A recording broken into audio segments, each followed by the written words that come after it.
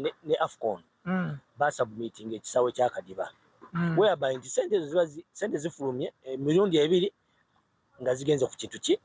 kimu kati Kadiba yazimbibwa sente za milioni 2 naye esawe kiri kiki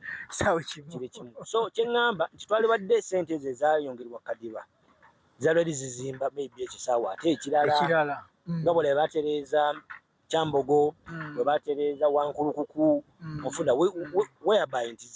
zikoze mulimu munene mu preparation ya CHAN so obukulembeze bwa Engineer Moses Magogo yensobiyo esinga okubeera ennene nti sente money embezzlement mpitirivu eyitiridde mu federation nti sente zibulankana naye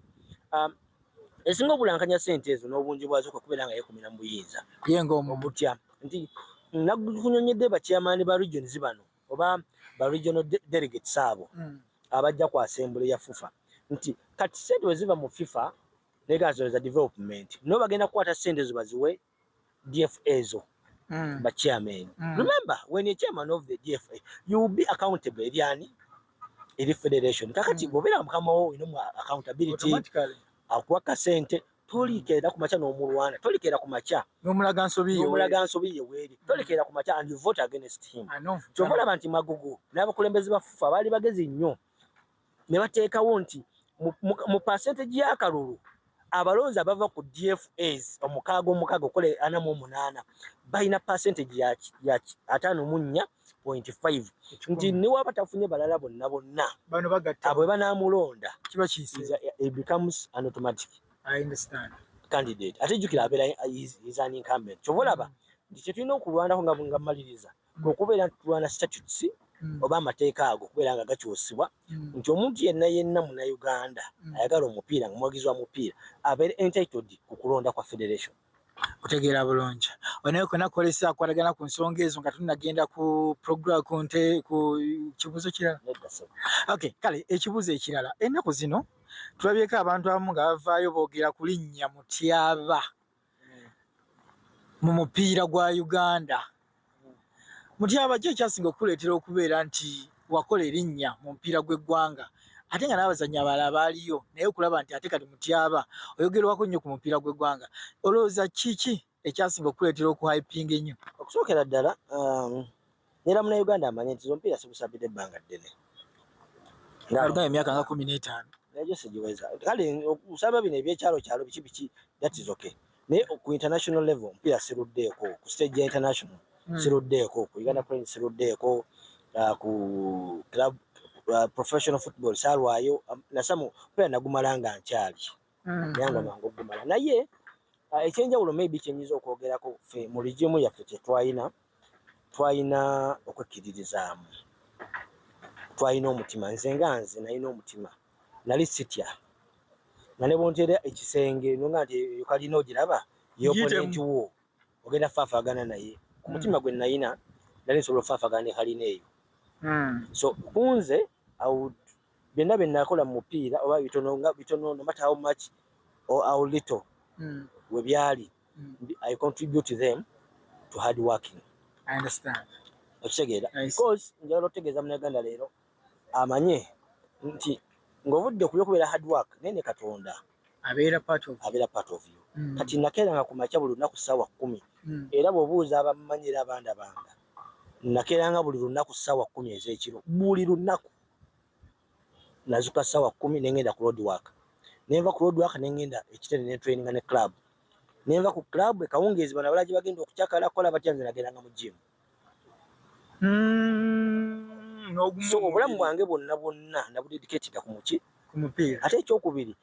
nawulidde Odwin Subuga nga ayogera nti Mutyaba yakosanga amagulu 2 naye ffe ekyatuyamba okukosa okugulu kuno n'okuno okwa left bwe nange oli ayinza obutamanya nti okozesa kugulu ki be bantu abatukuza naddala nga tutandika omupiira nga tuli baana buto bwe tuti bamaster Peter Masaka eyo bamaster Kiwalabye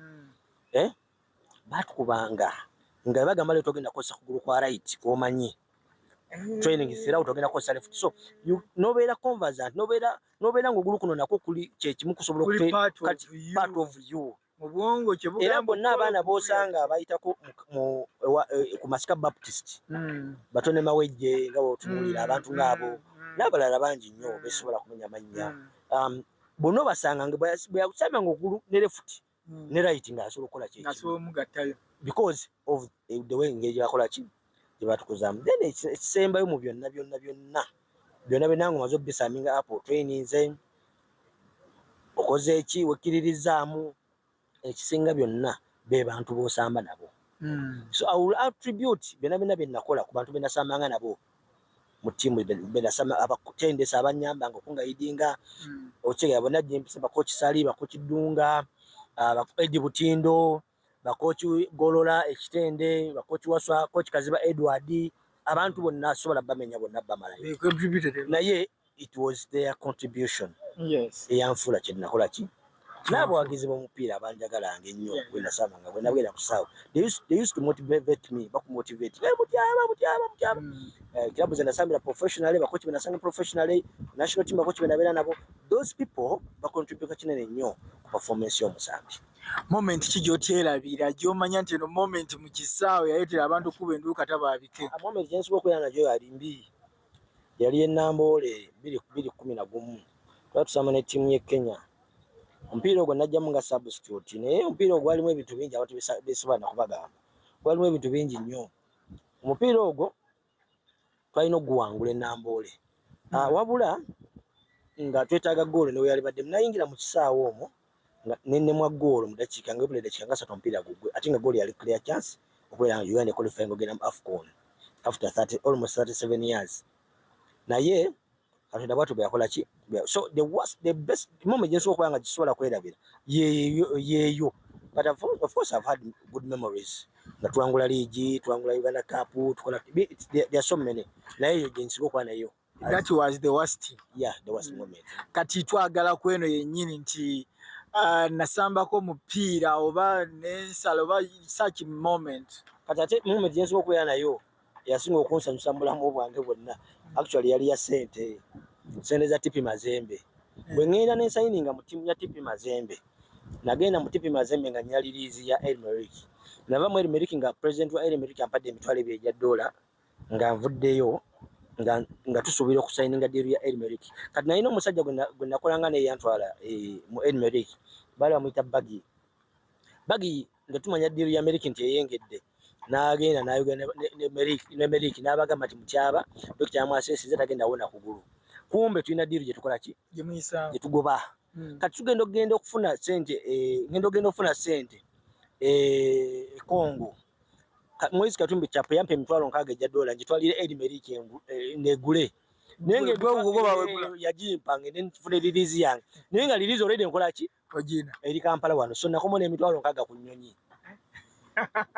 ochegeera garegera nga nzirina. Kati moment eyo natula ku nnyonyi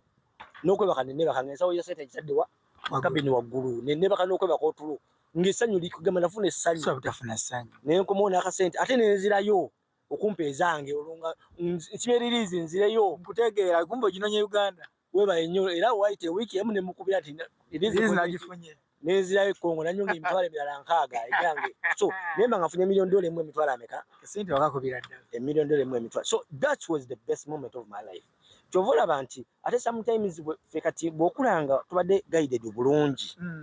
n'ojja n'ofuna ssente mu bungi ng'ezo